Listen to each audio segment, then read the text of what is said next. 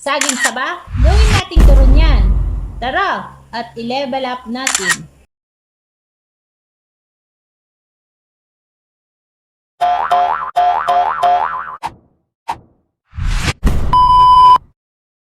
Maya pa, bak mga che!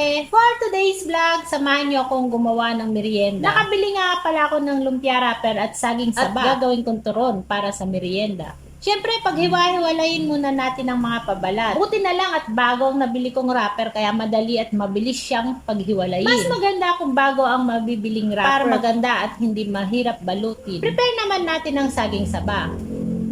Masanting nga sa likong ngayon saging, malibatulo. Umpisahan na natin.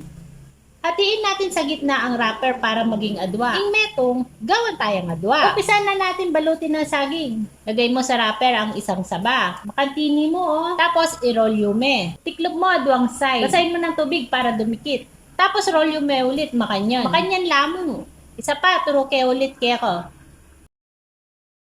Tara, prituhin na natin. Lagay ka ng mantika. O yan, pwede mo nang bukanyan king mapaling mantika.